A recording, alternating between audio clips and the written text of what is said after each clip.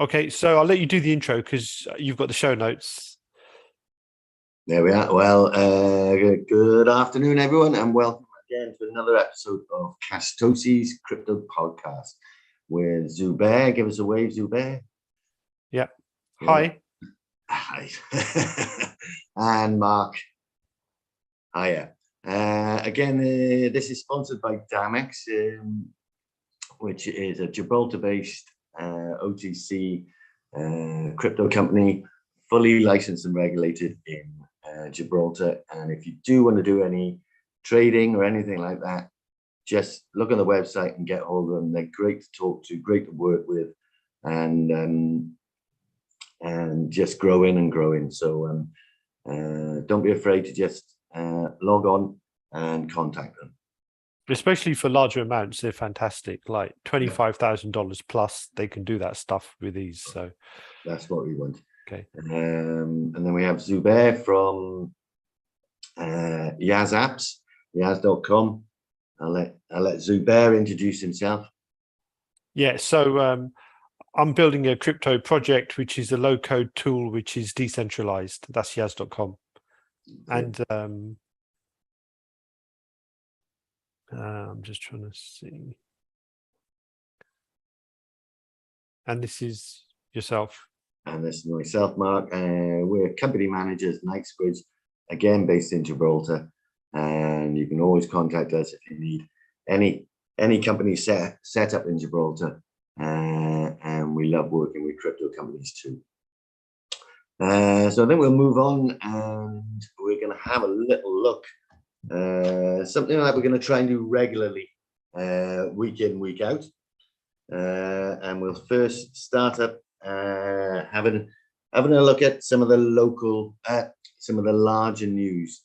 Currently, the biggest news, which it has been for the last couple of weeks, but particularly this morning, is the ETH merge that has gone live last couple of hours.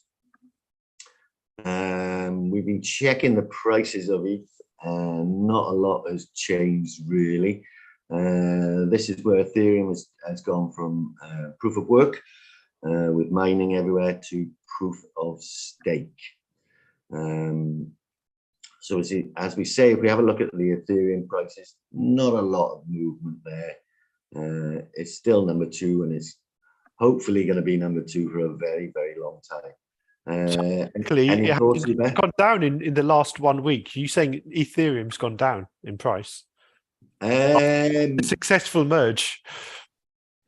Well, we'll basically, we'll see. And the funny thing is that Bitcoin's gone up. I don't know if there's any direct correlation with that. As a little stab in the back. Yeah, it might be, because if I would have guessed that if people have got a few $1 million of ETH equipment, they're probably going to try and switch it to Bitcoin mining or something else.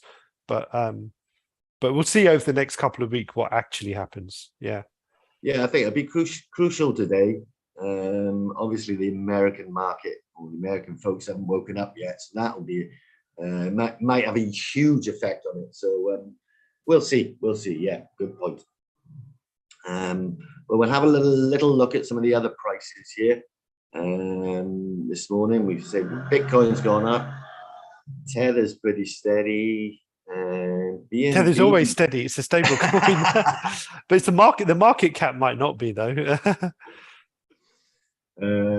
BNB again, it's gone down a little bit, but all the markets look as though they've gone down a little bit anyway. And we had a little look at a new coin last week. I don't know if anyone out there remembers what name it was. It was Atmosphere. It was Atmosphere, and we had a look at this exactly 7 days ago. And its price at the time was around about 0.03 USD, and we said we'd keep a little look at this to see what happens, as a good example of a new coin or token that emerges. And if we have a little look at the charts, well, it's gone. I think we predicted this perfectly, because we talked about shit coins and how people try and manipulate so that people can get onto Coin Market Cap, onto the homepage. They do a bit of a pump sometimes, and you can see here. I mean, look, here is the pump, here is the dump. And so we got that one totally right. That was a good one, but that was quite easy to see, that one. That was an easy one to see. I think we'll try and make. I mean, I don't like using the term pump and dump, but it does look so classic. It's depressingly classic. It lost 95% of the value. It's crazy in 1 week. Yeah. Yeah. Well, hopefully someone's made some money out of it. Probably. Whoever sold it here. Whoever bought it here. Well, they probably bought it here. What you do is, if you want to pump a coin, you start buying up, and people think someone's got some inside info, and then the market buys, and then you slowly dump. So they probably bought here and they sold into here, or sold at in this bit. Yeah. I mean, that one's pretty obvious, and maybe we'll see how we get on. We'll keep an eye on that one for next week as well, and perhaps when we got a bit more time, we can maybe make it a regular slot, looking at our next new pump and dump coin. Yeah. I mean, we could also select other coins, like if you're on Coin Market Cap, we could look at other things that are like that are going up a lot. Yeah. Oh, I'm with you on that, but I do like these pump and dump coins. Yeah. Okay. All right. It's a good example of unfortunately how people lose their money in crypto. Yes. Yeah, and that's been. We've all done it. We've all done it.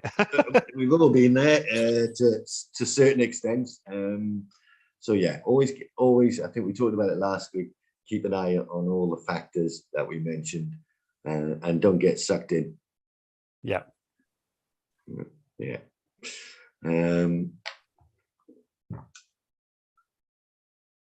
Just checking on the latest news. So we've looked at we looked at some prices. I think there's some big news coming out of France. We'll have to check. Yeah, that's Binance. That's Binance. So Binance. So France has announced that from next year, March, they're going to have a 3-year incubator for crypto. So they're basically bucking the trend in Europe and saying we want to go all in crypto, and well, this is what they're saying today. So Binance seems to like this, because Binance wants to be able to do business in France, and I guess that means withdrawing money and putting money in from local bank accounts. Yeah, I think again it's regulation that's needed for most countries. Well, for all countries really. Oh, I didn't find the article here, did I? Sorry, here. That's this one, yeah. It says CZ, who's a leader of Binance, seals their love affair with France. Financial hub for crypto. I think from what I understand, I don't know the exact figures, but crypto is pretty heavily taxed at the moment in France. So it's good news for all the French people out there, French crypto people out there. Obviously, regulation goes hand in hand with KYC AML, but it's a positive in the long term. Yeah, I think you just have to. We'll keep an eye on this, see how it goes as well. Again, like most countries, all crypto regulation has just been a stopgap rather than specific, and they're using old-fashioned stock and share regulations and adapted them to the crypto regulation. So I think that is an item we were going to cover, isn't it, about the SEC, because they're trying to get a way to register tokens.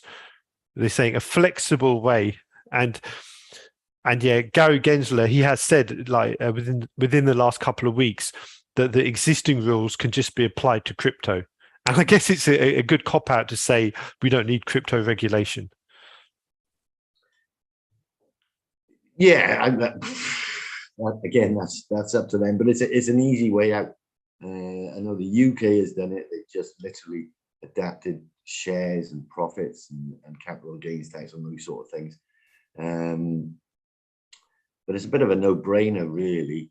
If there's tax money to be made out there, these governments aren't going to miss out on it.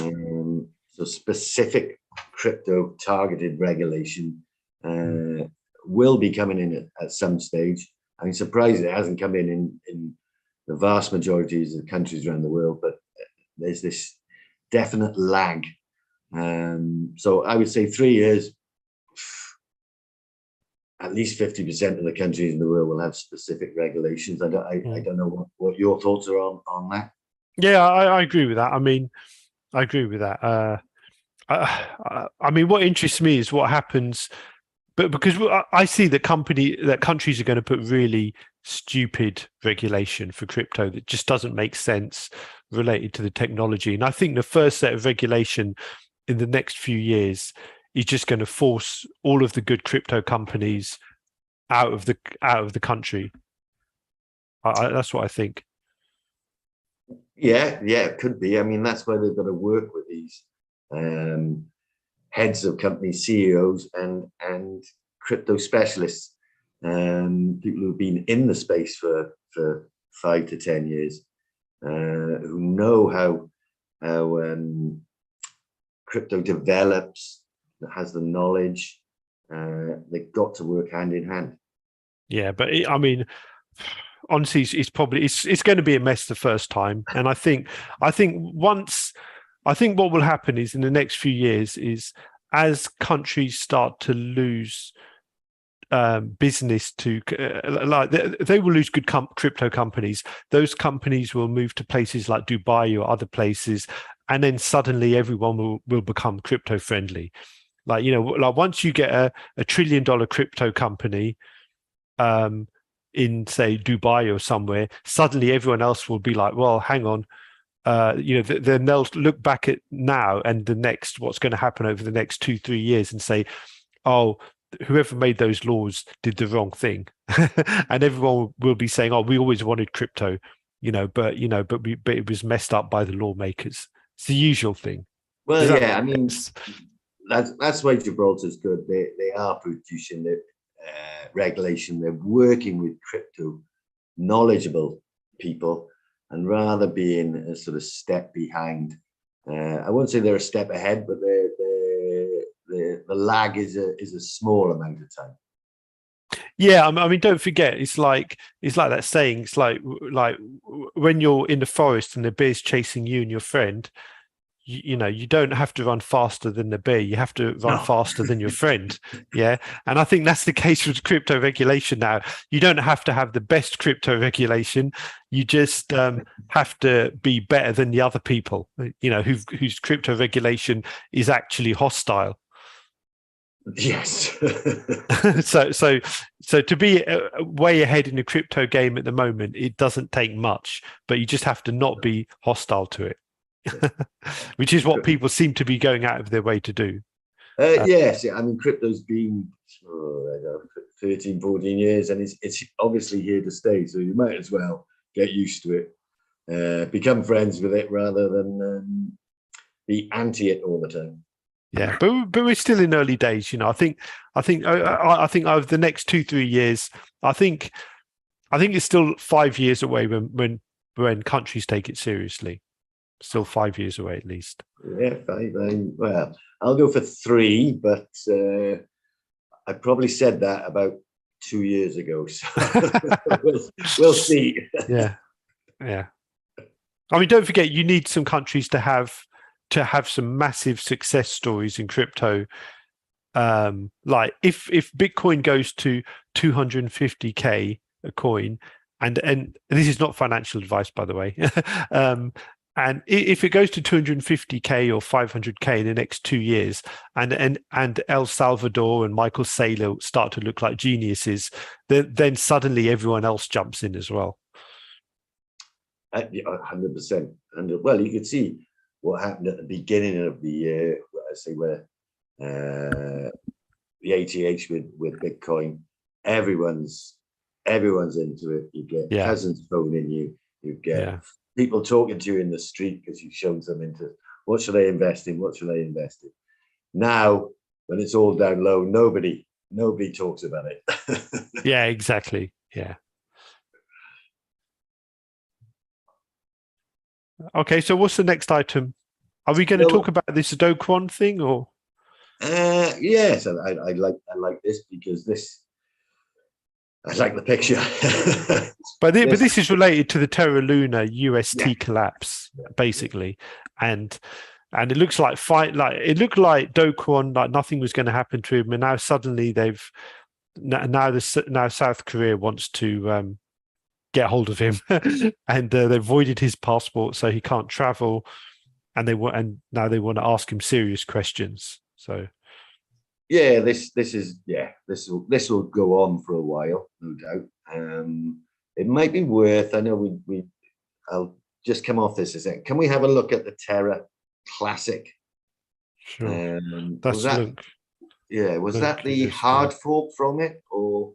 Yeah. So this was the original Terra Luna coin, and it had pumped a lot in the last month. You can see it really pumped up, and now it's kind of going back down a little bit, but I don't know if it's going to go how far it will go down. It could even survive, because now what they're doing is there's a burn tax. So whenever it's traded, I think it's 1.2% of the traded amount is burnt. So it means the supply has a chance to actually go down, which is, and the more the supply goes down, it just has a positive impact on the price. So the more that's bought or sold is actually good. But the issue here is if it happens on an exchange, they might not actually transfer tokens on the blockchain. So it'd be who will be doing the burning.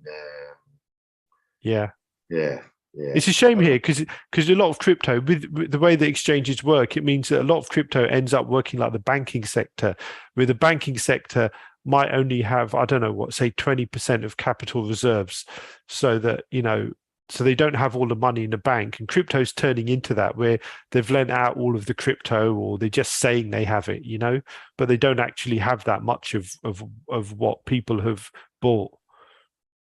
Yeah, and I think that is what you said. It relates exactly to the banking system. I think 50, well, maybe 100 years ago, you would need to have X amount of gold in your bank vaults, wasn't it? Yeah, correct. Yeah. Now, basically, those vaults are empty.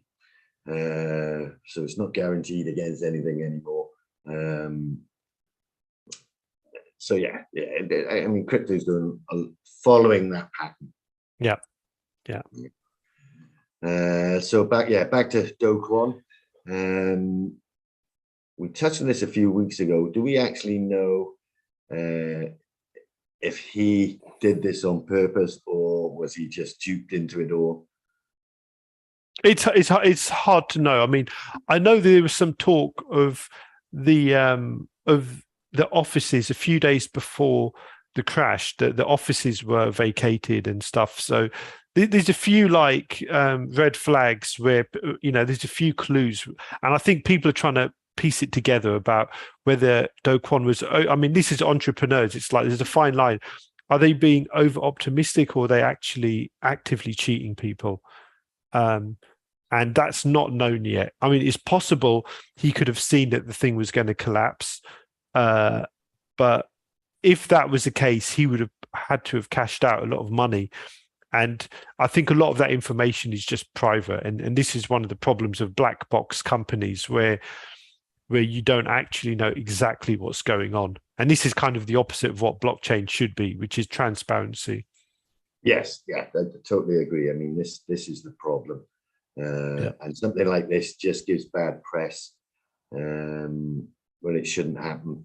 I'm not so sure about Do Kwon. I don't know if it's naivety or a bit of inside knowledge from colleagues or people he's done business with.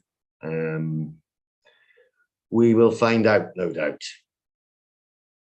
Yeah, we will find out. Yeah, but I mean, then today, South Korea also has to protect their reputation. And if they do nothing, that's bad on them as well. I mean, this moves us on a little bit to another bit of bad press about the crypto world. In this sense, Bitcoin, where we've got Holdnaut versus Dr. Craig Wright. Could you give us the background of this? Yes, yeah. Craig Wright was supposedly outed. Well, he was outed. I think. Could you explain who Craig Wright was first, or who he says he was? Craig Wright is an Australian mathematician, IT consultant, and he was supposedly outed to be Satoshi Nakamoto, who is the founder of Bitcoin. He said at the time it wasn't him and he shouldn't have been outed, but now you've outed me. Yes, I am. So this is, yeah. So the problem with this whole Craig Wright is there's so many oxymorons in there. It's unreal. Back to the case. So he maintains that he is Satoshi, the founder of Bitcoin.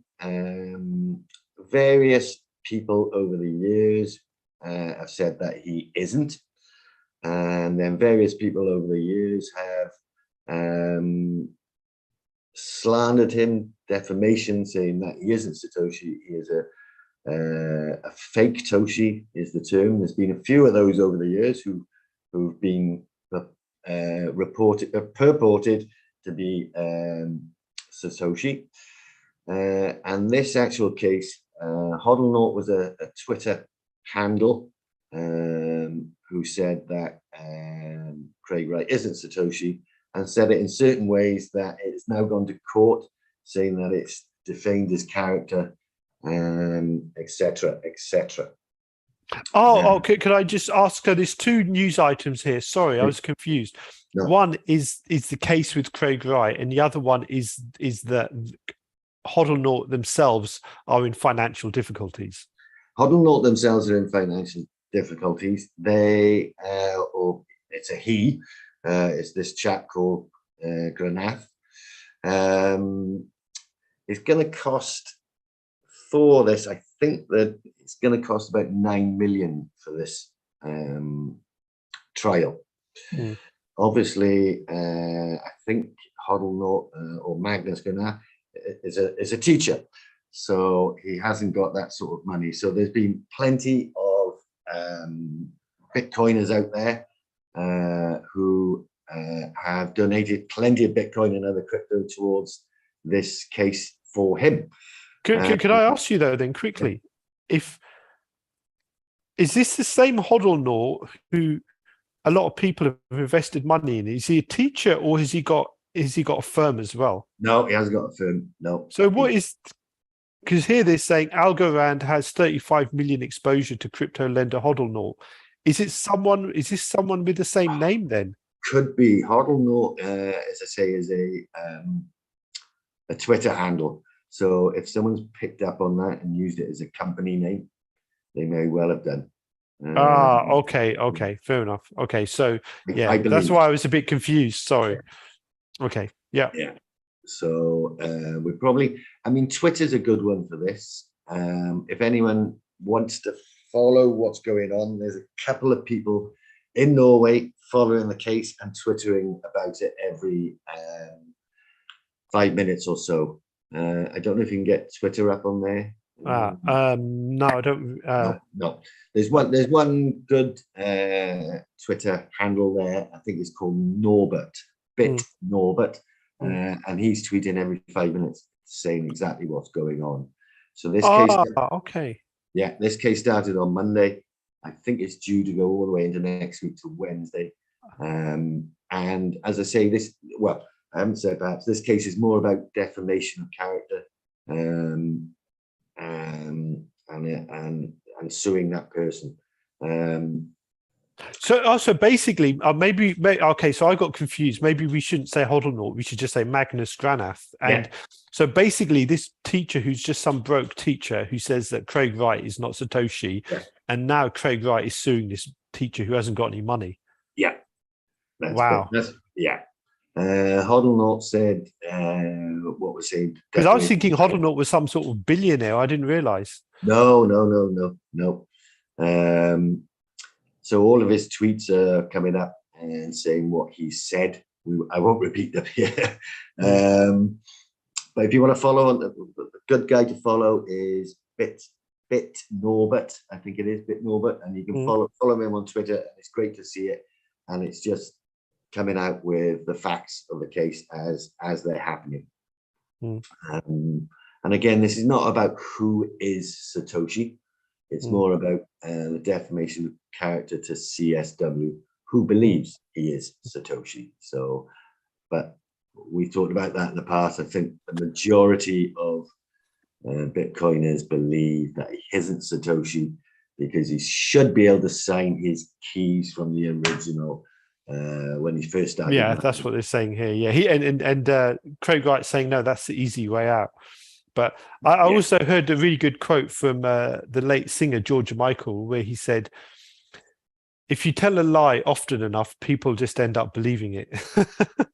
Well, again, without saying too much, when you are backed into a corner, you're going to repeat the same thing. You know, you're going to come out fighting. Yeah. You're not going to admit wrongness. And I think on both sides of with Holdnaut as well, perhaps he shouldn't have said what he said. And it is a little bit about what you can say on Twitter, which is a huge mass media thing. If you are going to go and slate people, be careful what you say out there. Yeah, makes sense. Okay. Yeah.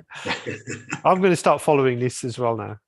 It's good. It's very good, actually. I think Norway, I think, is 2 hours ahead, an hour ahead. So it's quite a good one to follow on Twitter if you get it. Yeah, there's a couple of people there to follow. He's probably the best because he's the most, let's arguably say, independent one. Yeah, so it's a good one to follow, and they say it should last until next Wednesday. All right, sounds good. Yeah. Okay, so do we have any other items for today? I think we're up to date for today. I don't know if anyone out there has got any questions, or anyone is watching or listening, because don't forget to subscribe, or if you're not sure about us, have a look at the Damex website. Again, they're OTC traders. Brilliant. If you've got large amounts of crypto, trade with them. Yeah. And at any time you want to contact us, we'll be here next week again for roughly a half hour and an hour. And if there's anything you want us to talk about, or if you want some more crazy crypto news, just let us know. All right, great. Sounds good. Okay. And I'll give our own shout out as well. Oh, yeah. So this is where Mark is from Knightsbridge, and I'm from Yaz.com. So thanks a lot for today. No problem. Thank you for having me. And hopefully we'll see you next week. Yep, thanks.